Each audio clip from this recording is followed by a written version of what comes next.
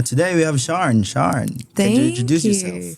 Thank you so much for having me. So I think you can tell by my accent, I'm Australian. Yeah. I'm living here in Riyadh.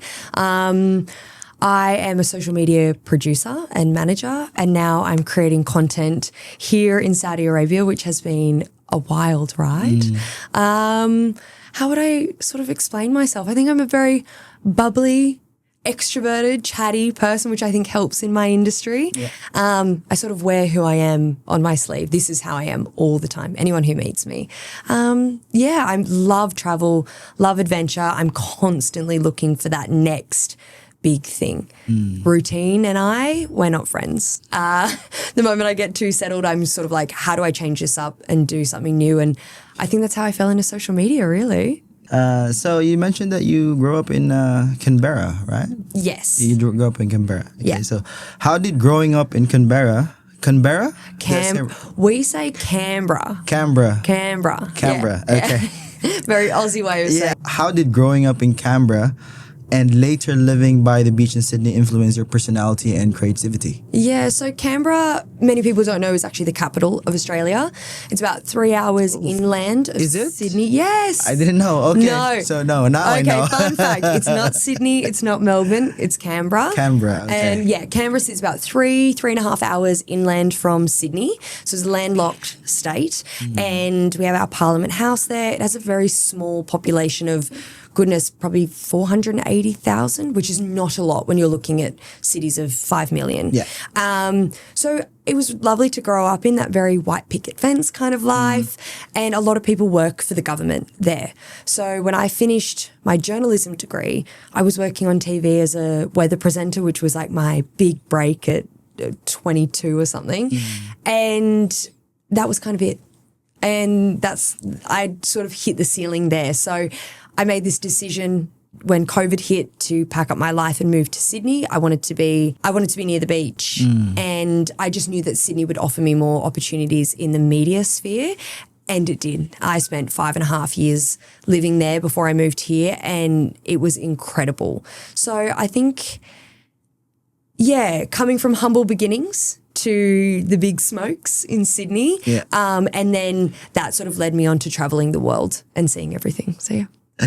Okay, so what part of Australian culture still shapes your worldview today? I think Australian culture, socially, I think that really cool, laid back, very accepting, warm, welcome vibe that Australians are known for having. I try to bring that with me no matter where I am in the world. So when I meet people, I just want to make them feel accepted. I want that cool, calm, collected kind of vibe. Say yes to everything, have fun, be really exuberant, have a laugh. So I think that's the biggest thing I bring with me when I travel the world. Yeah. Did it change when you moved to Sydney? Was it like the culture there is more laid back compared to Canberra? Or? Yeah, Canberra is, a lot quieter, as Sydney is this mixing pot of cultures and people from all over the world coming there to work. Yeah. So you're kind of thrown in this mix with all these different people and all these different opportunities, and you have to work a little harder. It's a little bit more competitive, but then your community expands and the people that you get to meet expands. And I think that is been my biggest motivation for the job that I do today.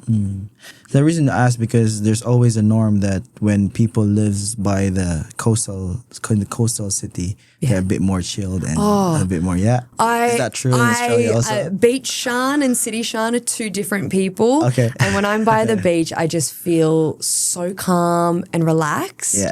And I loved living there. Yeah. Living in Riyadh is amazing, but I do miss The beach. my little beach life. Yeah. For sure. With a degree in journalism, when did you realize storytelling was your true path? Later in my career. So I started out as a weather presenter and my contract ended naturally, which was fine. And COVID hit 3 days later. Okay. And I lost my other job and I moved to Sydney. And then when I lived in Sydney during those COVID years, I was just working odd end jobs, administration, disability support work, just to pay the bills. And I kind of lost my passion a bit. And so then I was working in this administration role, and all within 2 weeks, my world fell apart. I my contract wasn't extended, so I lost my job. My grandmother, who I was really, really close with, died, and my relationship broke up, and it was a particularly hard breakup. So these 3 pillars of my life fell apart, and I thought, well, if I don't have this, what do I have? And I was a big consumer of social media, and I knew I wanted to get back into working in media and following that career path. And so I just started posting TikToks.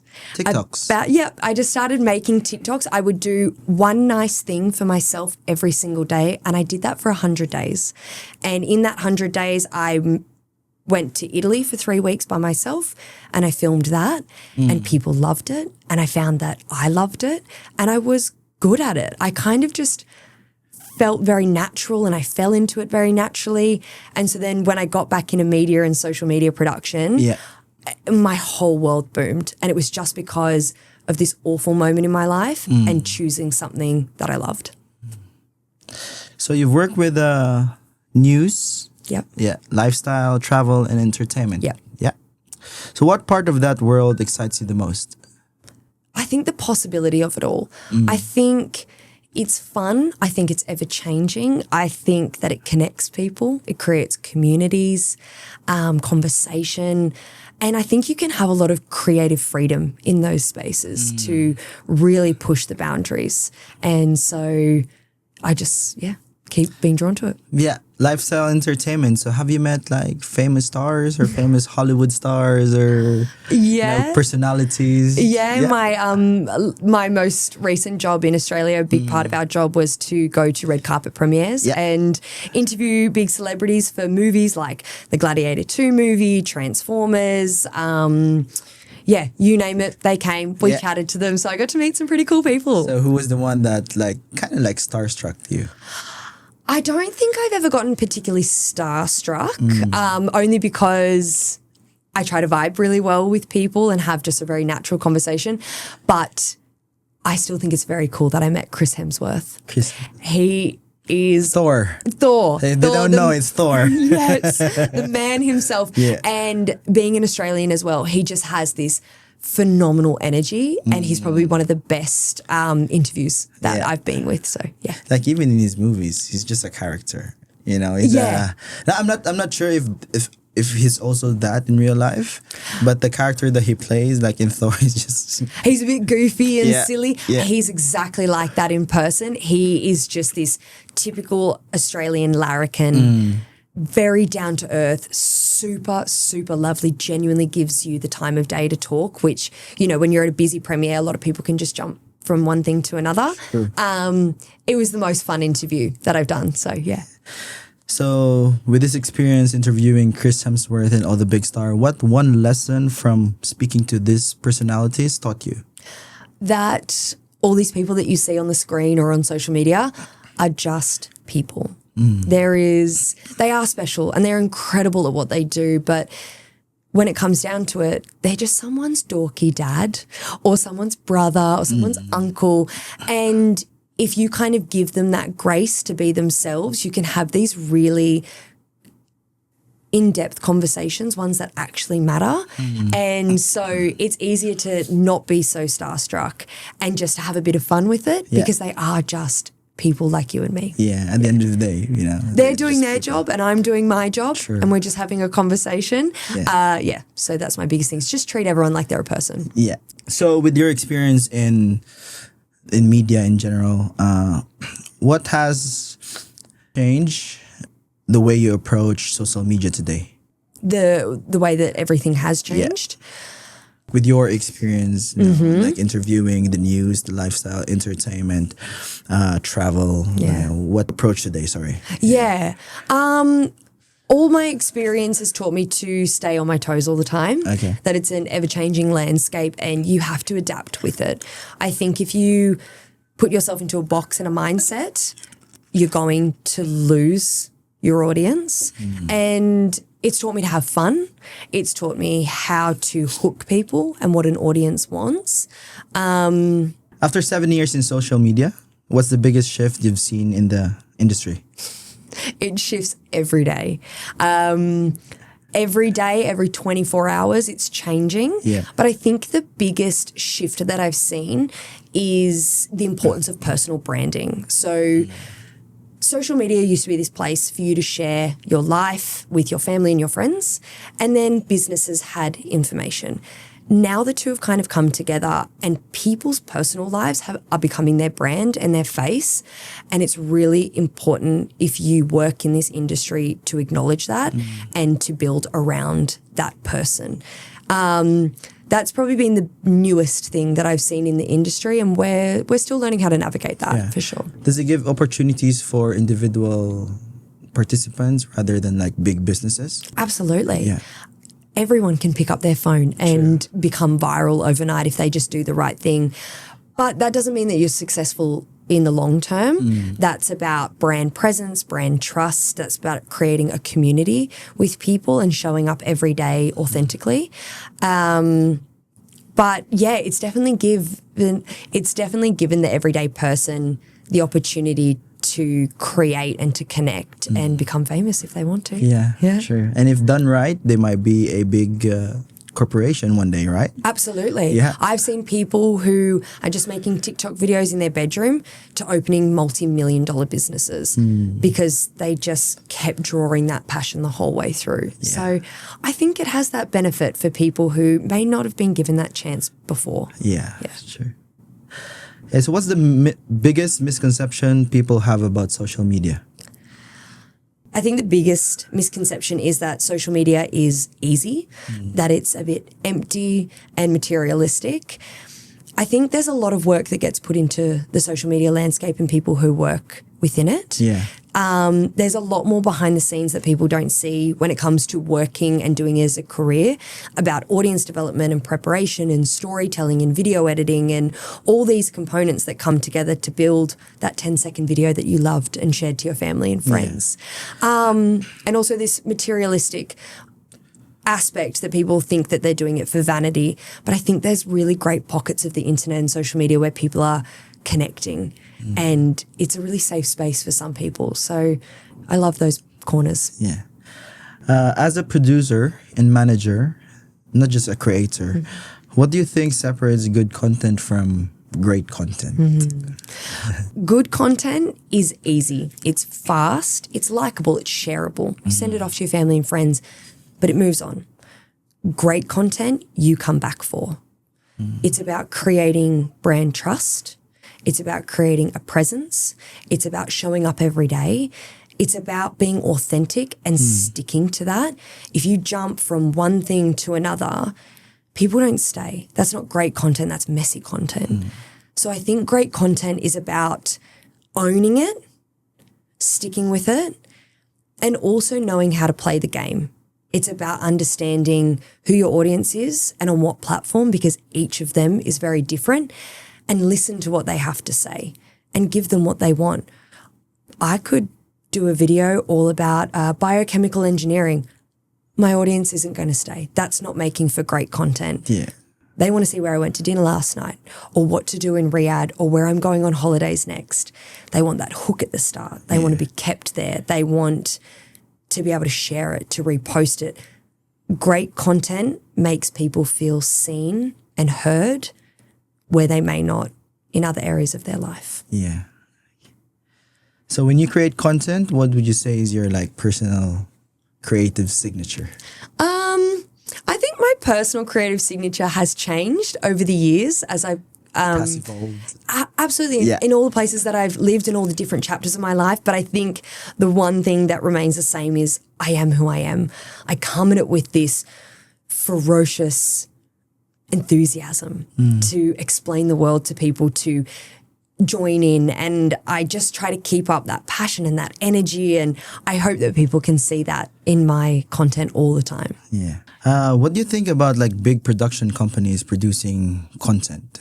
Do you think they can produce, for sure they can, but do you think great content that is planned, written and pre-recorded and all this, do you think it can also produce a great content? I think it depends. I think it depends on the audience and what they want to see. Like, I see great content in amazing videographers and photographers showing high definition work. Yeah. And if you're into that, that's what you want to see, and that works, and that's fine.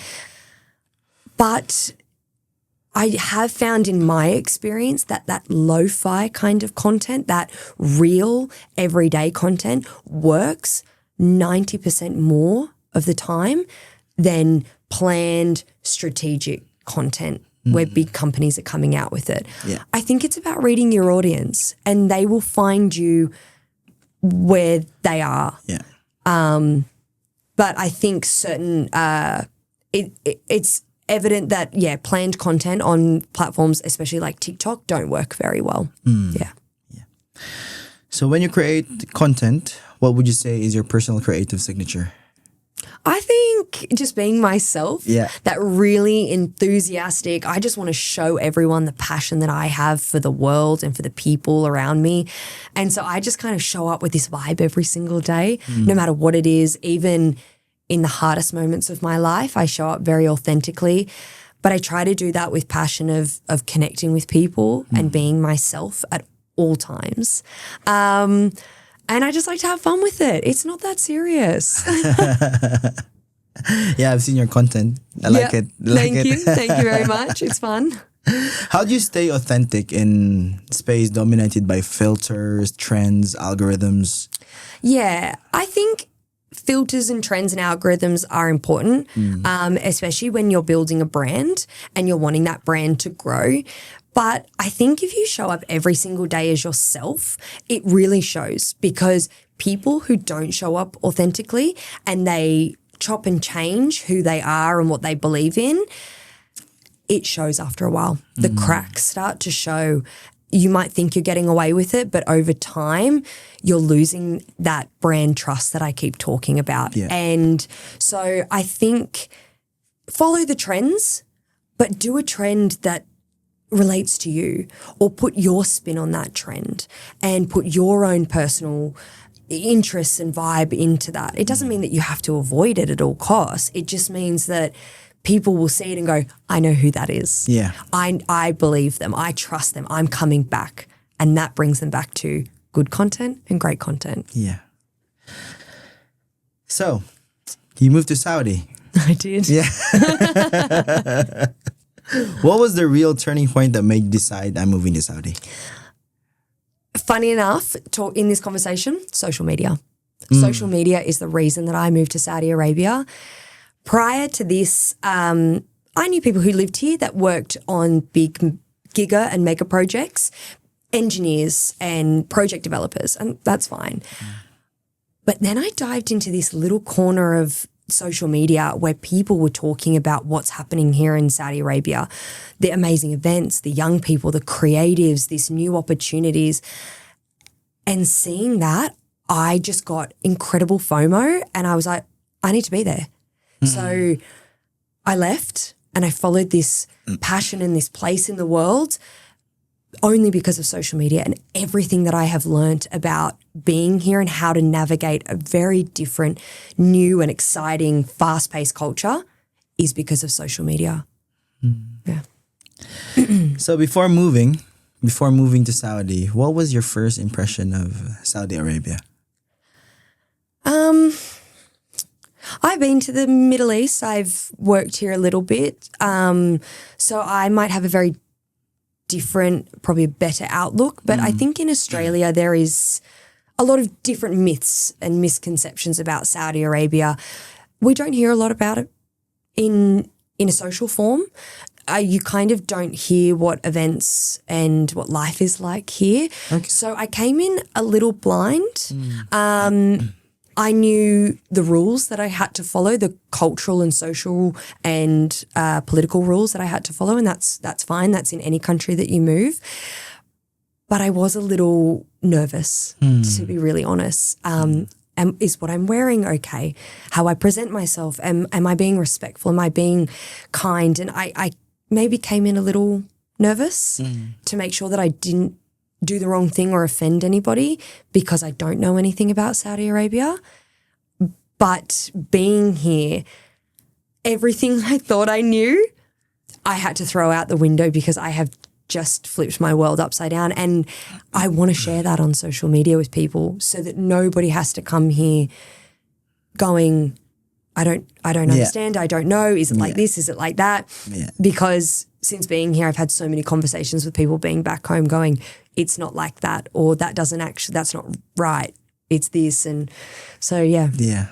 Especially now that they're opening up tourism in Saudi. So a lot of people are going to come in from different parts of the world. And I guess you're one of those eyes in Saudi to look at. Like, I'm following Sharn. I know that this is not allowed. I know that this is allowed. Yeah. I know that I can do this. And I think I feel very privileged to be here at this point. I think I've come at this really exciting moment where, the tourism in Saudi is starting to boom, and they are putting a lot of money into it, especially on social media, because that is their point of connection. And if I can show people all the amazing things that are happening here and how life works here and how the culture and social interactions work here, because they are so positive and so amazing. I just feel so privileged to be able to have that voice to help bring more people here so they can love it the same way I do. Sure. So when you arrive in Riyadh, what surprised you the most? How young everybody is. I found out this week that 70% of Saudi Arabian population are under the age of 35. They are one of the youngest countries in the world, population demographic wise. And so when I got here and saw all of these young people mixing and creating and developing, I was just blown away and inspired, because that's not what I had in mind. So now you're living in Saudi, in Riyadh, I mean. You're living in Riyadh. Did it change you on a personal level? Absolutely. Yeah? Yeah. I try to be quite outgoing and fun, but I do like to be in control. And I'm not in control of anything here. Yeah. It's a really fun lifestyle where you kind of just go with the flow. And my favorite saying, as many people here know, inshallah. Inshallah. Inshallah. It is this, like, if God wills, it will happen. It will be. And in sort of embracing that part of their culture, it's taught me to, like, just relax a little bit and have a little bit more fun and let go and go with the flow. And the moment that I did that, doors opened up for me that I never thought possible. So it's kind of shown me that if I do this, there's a benefit on the other side of it. I still struggle in moments, but I'm loving it. Yeah. Yeah. What's one stereotype of Saudi Arabia that you wish the world will drop? I can only speak from my perspective, and I think the deepest perspective is being a woman in Saudi Arabia, and especially being a woman moving to Saudi Arabia. I think there's this misconception about women in Saudi Arabia, what they're allowed to wear, do, say. It's just all not. It's all false. I love seeing the fashion here, and we follow modesty clothing rules, which is great and fine and respectful of that culture that you're in. But it's so wonderful to see how women interpret that in their own ways here in Saudi Arabia, and seeing these incredible, powerful women in business, in high profile positions on social media. So I think that's one probably perspective that I probably share a lot with family and friends back home, and I have been able to change their mind and kind of show them it's not like that. Yeah. Yeah. Ever since you've arrived in Saudi, what's the most heartwarming interaction you've had with a local or an expat? Every moment of every day. I have traveled to every corner of the world, and the Saudis are the friendliest people I have ever met. They take hospitality and then they triple it. They bring you into their home. They buy you coffee.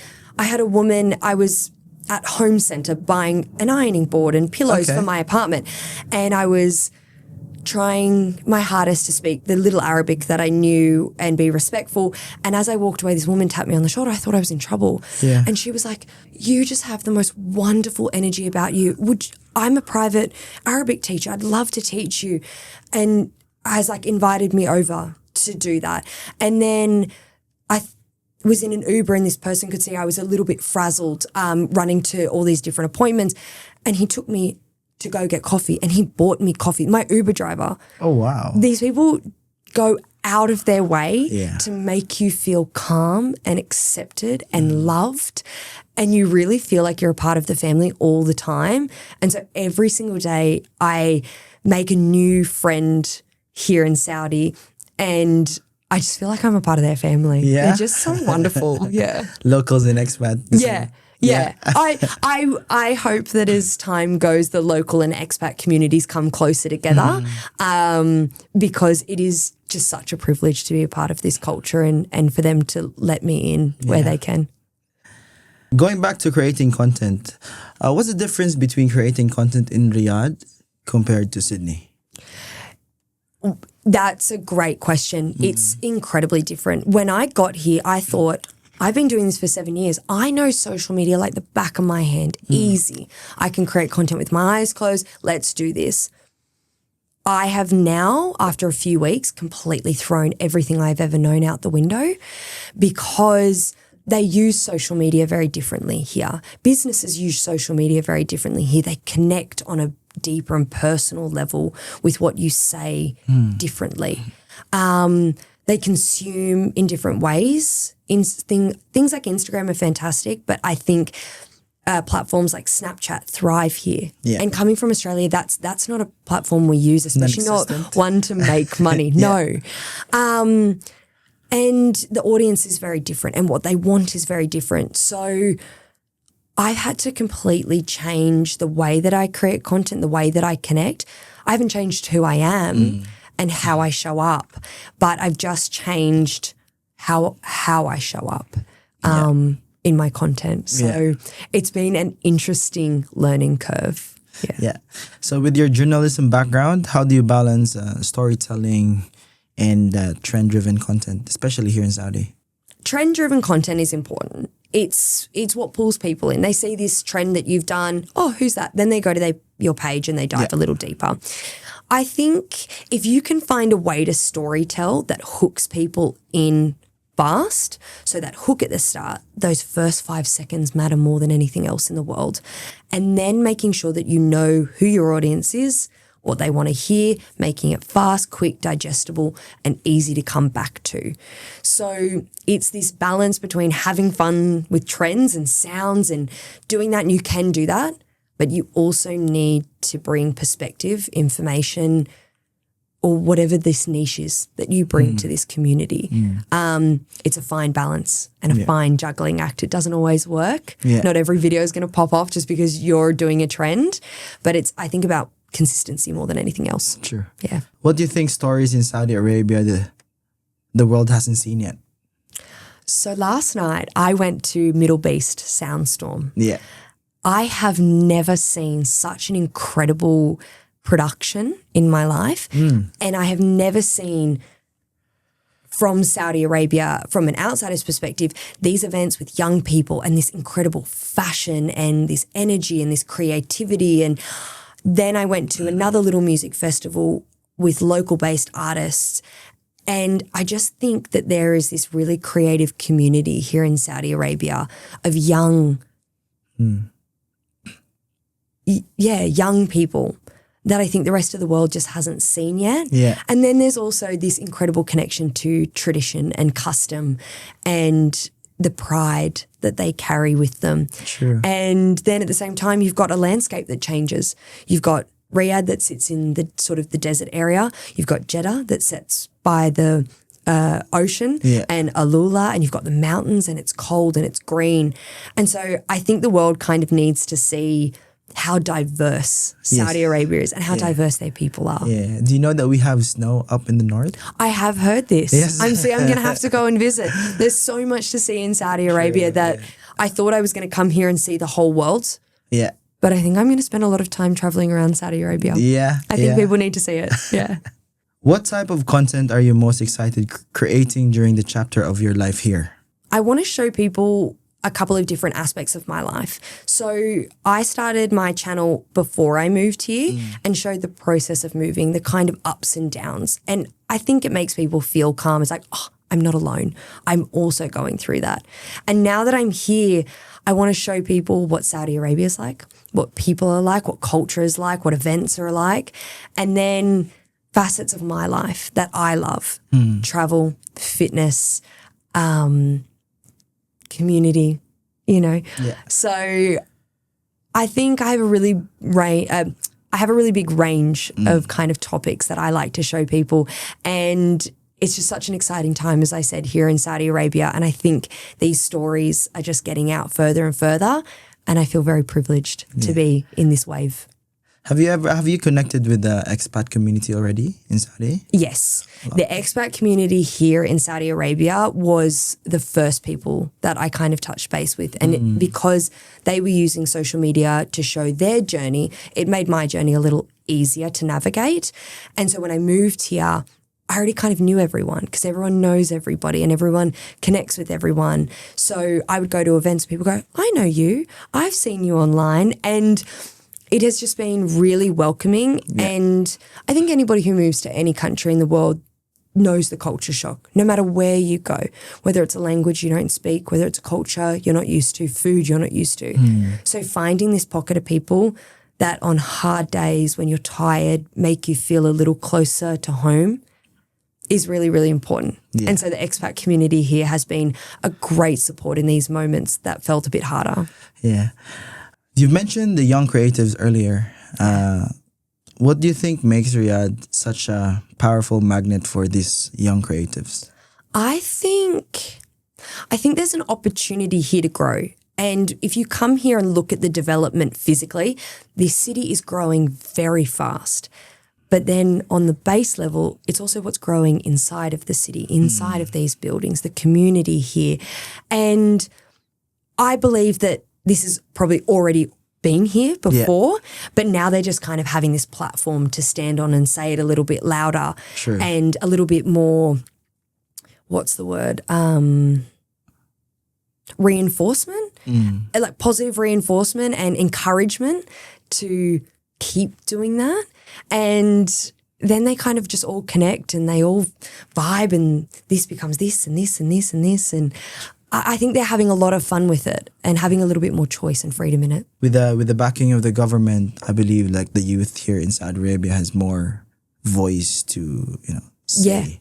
No, just not in terms of creators, but also in other areas. It may be sports, it may be social media, maybe scientists. Maybe a Saudi scientist can create something.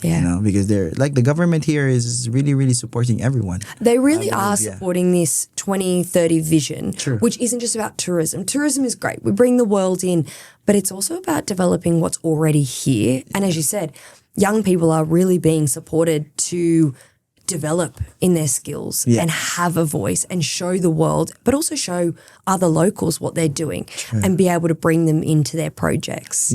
So it's so exciting to watch that space happen because I get to benefit from it. I get to go to these events. I get to mingle with these people. It's so wonderful. They've just they've created a Saudi AI. What? Yeah, they've done. What's that? Humane, if you know the company. Humane. So Humane is a Saudi-based AI company. Cool. So they're creating their own AI. They've also, if you recently see some of the products, it's made in Saudi. So now they're producing and manufacturing things inside the kingdom with Saudi products, Saudi resources, and all of this. I went to a compound the other day to have a look around, and the compound lifestyle can cause a little bit of tension here because it was originally only for expats. And so it kind of felt like there was an even bigger divide between locals and expats. But I went to this compound where locals can live as well, and it's more of a community than anything else. But the coolest thing that I saw was in the apartments, all of the furniture is Saudi designed and made. And you can really see their culture breathe into these little pieces throughout the home and the photos on the wall. And it was really good to give those kind of stories a voice. It's bleeding into everything, into technology, into travel, into furniture, into building construction. And True. What's one Riyadh experience you think every Australian should have at least once? This one might be controversial. Get in the traffic. Riyadh driving and traffic is like nothing I've seen around the world. They navigate it so well, but it's chaos. And it feels like this exhilarating kind of experience. And you get to your destination safely. Yeah. But the journey can be quite thrilling. That's definitely been one thing that I think everyone sort of talks about and shares is especially in Riyadh, because it's very densely populated together, is this traffic aspect. But if you embrace it and kind of have fun with it, it's chaos and confusion and fun and all that. But then I think culturally, I think that as an expat, it's about meeting the locals. Go and have coffee. Go and sit down and see what they're doing. Go and meet their families. Yeah. It's just such a privilege to meet the nicest people in the world and be accepted into that, and they'll just help you with anything. So I just think if you're coming here for work or business or whatever, connect with the locals before you come, because then you're family by the time you leave. Yeah. Have you ever have someone taken you to their family already? Like in their houses, in their homes? In their homes, not here in Saudi. In the Middle East, yes. Yeah. When I was in Jordan, I made soap at this woman's house. You made soap? Yeah, just made soap because that's like, and then they gave me a bag of oranges and all this food, and it was all that they had. And they were giving it to me, and I was like, I don't need this, but just the hospitality and the giving. And I think that's very similar. I'm not going to sit here and compare countries. I know there's a little bit of disagreement, so I'm not going to say that. But no one in Saudi has brought me personally to their family and their homes just yet. Yeah. But everyone is just as welcoming. Is what can I do for you? Do you need a lift? I'll go pick that up from the shops. I'll drop it to you. Do you want a coffee? Do you need advice? I've got a friend here. Call them. So I'm just constantly on the phone and WhatsApp. Everyone in Saudi knows, if you know, you know, WhatsApp, is the biggest thing here. I'm constantly just being connected with family members and cousins and friends and this and that. And it's full on, but it's fun. Okay, going back to content creating. Yeah. Hey, what's the biggest misconception frustrates you the most? That it doesn't matter. That it's just for entertainment. That it's for children. I think that content creation is really important. I think it connects people together. You'd be surprised that using Google isn't as popular anymore. People are actually using the TikTok search function. How to change a tire, how to buy this, how to do that, how to do my taxes, how to fix a phone bill. I think social media has its benefits to helping people, to connecting people, especially people who feel isolated and alone.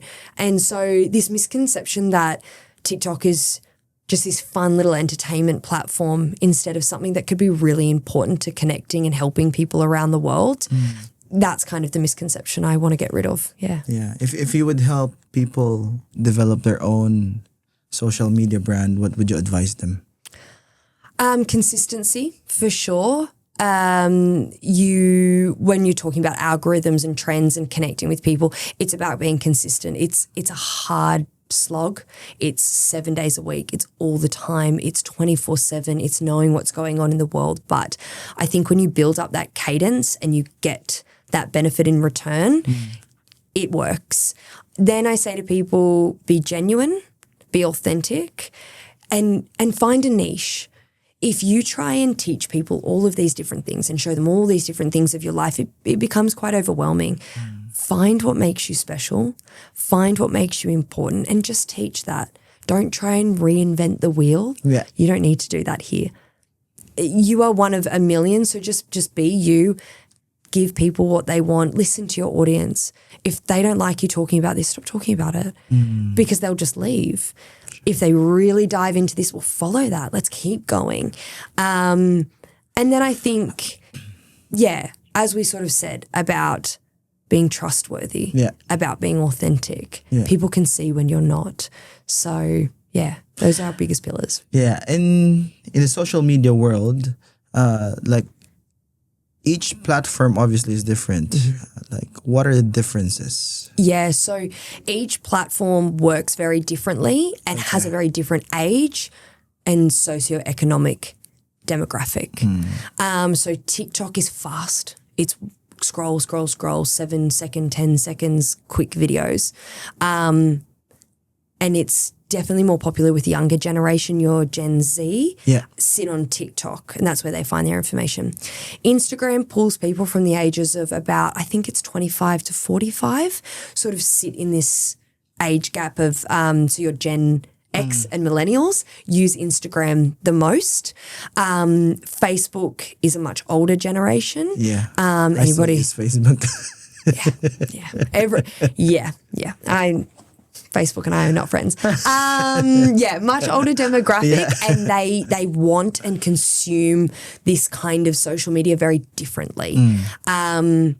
As in comparison to your Gen Zs who are very fast. Then you've got something like YouTube, which is your longer form content. And what I've seen personally in the brands that I've worked for is YouTube is really driven by men. So men are more drawn to YouTube. Okay. Women are definitely coming up in the ranks. And again, this is the personal brands that I've worked for. Men are drawn to YouTube more than any other aspect. So when you're working in social media or trying to build your social media presence, it's understanding that each platform holds a different demographic and you need to offer them something different. Okay. And you need to alter your content for these different audiences. And also, when are they watching? When are they available? If we're talking older people who have children, they're watching at 3, 4, 5 o'clock at night, maybe 7, 8 after their kids go to bed. As your Gen Zs on TikTok are thriving later in the evening. Yeah. And it's about reading your own personal analytics as well. True. In terms of altering, you mentioned altering the content that you produce in each social platform. Yeah. There's a thing because I use this all the time. Like, for example, I use Opus for my clips. I distribute and I just click, okay, release everything at 7 p.m. Is that, what do you call this? Does that benefit me or no?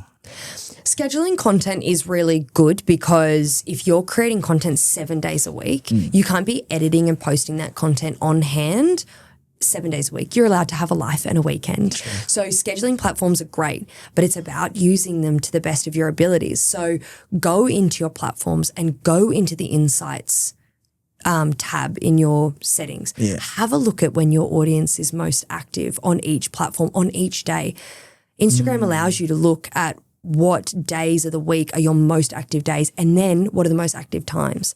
So post. So if you've got the same video and you find that on Instagram they're so active at 7 p.m, we'll post it at 7 p.m. But if you find that they're more active at 11 p.m. at night on TikTok, we'll schedule it differently for TikTok. Okay. On the same day, that's fine. And as you post content, watch those rhythms go up and down. But it's really important that you're following where your audience is. Your audience isn't going to see your content if you aren't meeting them where they are already. True. Yeah. Yes, that makes sense now. Yeah. That's my biggest thing. Makes sense, Meet your audience where they already are. Yeah. How else are they going to find you? True. They're going to stay in their niche, their interests. How often are you Googling, how often are you searching something that you're not interested in on social media or in your algorithm? Meet them where they are. Yeah. So how many niche have you already worked with? From other brands and other companies?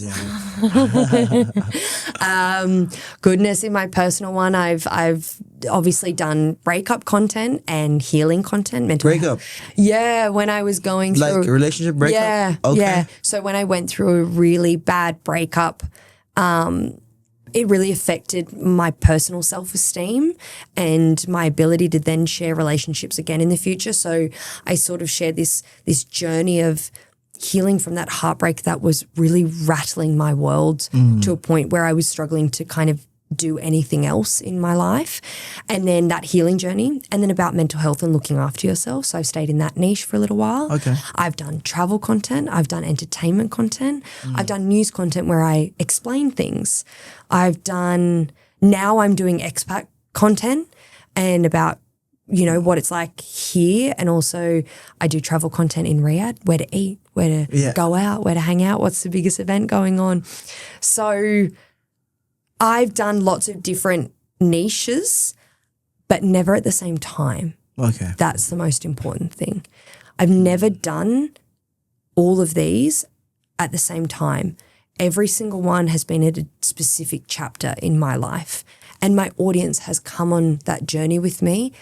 And if they find it relevant, they stay. And if they don't, they leave and I get a new audience in. It's the game. Yeah, true. Is it hard to jump from one niche to another? Does it benefit you in a way? Or? I think if those niches are not a natural flow and occurrence. So going from breakup content to healing content to mental health content to then this new life, this new chapter of my life. Yeah. Of traveling and meeting new friends, all of those came in a very natural wave of my life. So I wasn't having to create them. They just happened. The news content came with the job that I was working with at that time. So then that worked really well. Yeah, it was a bit of a jump. I think my audience kind of went, whoa, okay, now she's telling us the news.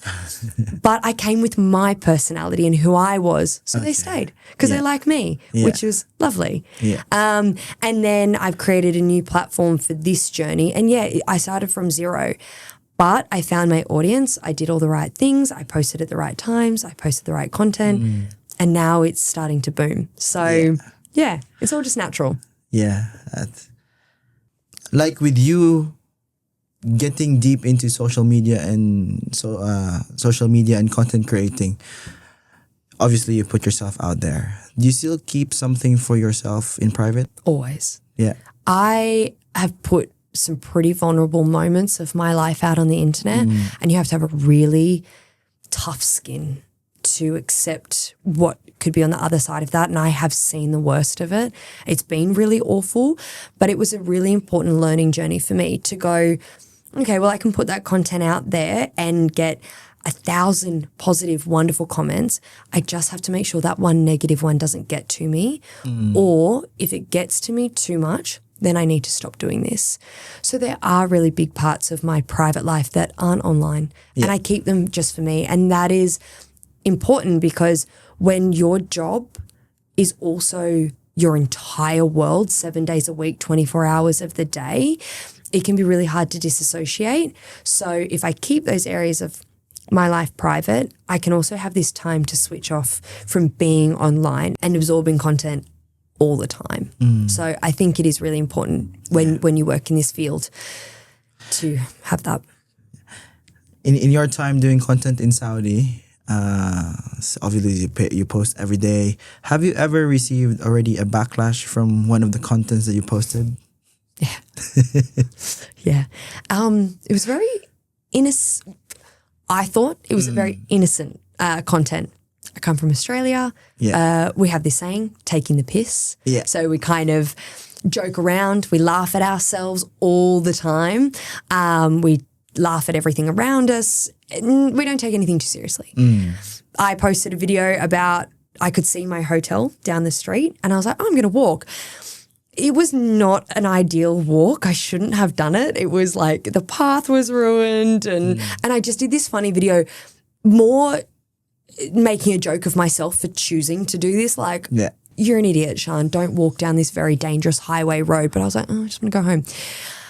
I got a lot of backlash from that, which I then learnt a very important cultural lesson from, about the pride that the locals take in their infrastructure, and that even as something as simple as the road is their home. And for me to point out that it was ruined was offensive. And I took that on board and learnt that lesson. But obviously a very different cultural moment for me. And it's kind of having one of those moments to go, oh, I didn't know. I spoke to some locals. I learnt my lesson. Yeah. I copped some fairly negative comments telling me to go home. It is hard hearing that stuff sometimes. It can be really deflating and hurtful. I think people say nasty stuff online, not realizing that there's a real person on the other side that reads that. And those kind of comments, water off a duck's back. I can kind of let that go. I've gotten some pretty hurtful stuff for other things before that it's harder to come back from. So, yeah. I learnt my lesson in Saudi very, very quickly. And you know what? Sometimes you need that. True. You kind of need that kick in the ass to go, yeah, I learned my lesson. Yeah. You take it as it comes. So for people who receive a lot of those by the day, like every day, what would you? I couldn't imagine it. That's hard. I think I couldn't imagine getting hate every day, all the time. When you've got millions of followers, you are bound to get statistically a certain amount of people that don't like you. And the internet kind of allows people to think they can say whatever they want all the time. I think people don't learn that somebody has to read those words. And if you wouldn't say that to their face out on the street, why would you write it down? People just don't understand that. I can't teach them that. Yeah. So I can't imagine how it would feel being really famous and copping that kind of hate constantly. And I think that is a really big deterrent for me personally to actually take this career further. I love what I do. I love helping other brands do this. I love sharing my knowledge and editing videos for other people and watching their passions grow. But personally, I don't think I would take this very far because I just don't think my mental health would survive the hate that the online community can give, and I've seen the worst of it. Yeah. What's the worst thing that you've seen? I've worked in a big news company in Australia. 13 million people read it every single day. It's huge. And I worked in their social department, and a huge aspect of that was comment moderation. And the most vile thing that you can imagine someone saying, racially, sexism against people of colours, different backgrounds, different race, all this thing. The most vile thing that you could think someone would write, they type it out and they hide behind a private profile because they don't have to put their face up. And so I would spend hours moderating comments where you just sit and scroll and delete, because why could you ever let somebody read that online? True. Like, we had a responsibility to our audience to make sure that they didn't have to read that. So unfortunately, the part of the job was I had to read that. And, you know, it didn't always affect me personally. It wasn't about me personally. But when you sit for hours in the middle of the night reading the most horrendous corners of the internet and what people think and feel about the world and about the people that you care about and love, it gets to you. It really gets to you. It really just bears at your heart after a certain amount of time. I've seen people say some pretty disgusting things online. So when you're working with that someone, when you're working with an entity and you're the social moderator and you read all of those things every night basically for hours and hours and hours, at first you would believe in that brand that they're doing the right thing.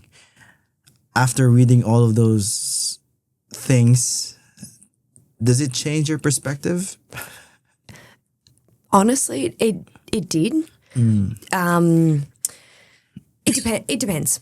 If it was about, say, a race of people, no, that's just a disgusting corner of the human race that have no empathy for others, and that has nothing to do with my personal beliefs.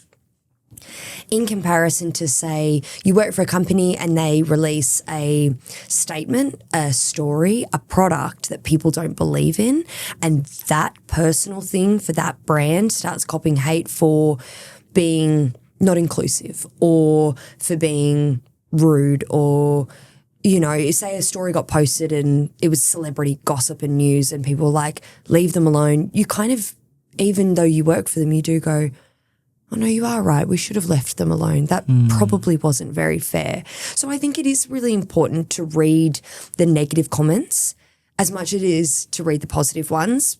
The same way as when you read the news, you have to read both sides of the story. It's an important journey of the human race to hear both sides of every story and choose where you sit. You can't just read one. That's not helpful. True. But yeah, sometimes it did make me doubt who I was representing and what we were giving out to the world. So, yeah. What's one thing you're still learning about yourself today? I think every chapter of my life I learned something different. In this current chapter of my life, it would be to trust and have confidence in my abilities, my work, my creativity. I think I doubt myself a lot of, is that right? Am I good enough? And this particular chapter being here every day shows me that I am. And so I need to kind of embrace that and toot my own horn a little louder. Yeah. And then the other side is also to let go of control. I need to learn that the world is moving faster than I can keep up with it. I can't control every aspect around me, and that's okay. Sometimes when I let go of control, the best things happen. Sure. So it's this fun little game that I get to play, but they're all great lessons I get to learn. So what's next for Sharn? I thought I knew what was next. Being here in Saudi Arabia has taught me that I have no idea what's happening next. I think that I'm working towards this goal and the current changes, and I get pulled this way. So for me right now, I'm going to keep showing up online as I am. I'm going to keep exploring and having fun and showing the world what I do best and say yes to everything and every opportunity and every connection. And just see where it goes because I love this. I feel so lucky to do this every day. So what's next? I don't know, but I'm going to have fun doing it. Yes. Where can people connect with you? Yeah, so they can find me on both Instagram and TikTok at Sharn in Saudi. And yeah, come chat. Slide in my DMs. Let's catch up. Let's have a coffee. That's kind of what I am doing all the time is connecting with people. But yeah, they can find me on social media and kind of join my journey as I navigate this. Yes. Thank you. No, thank you so much for having me. It's been so wonderful.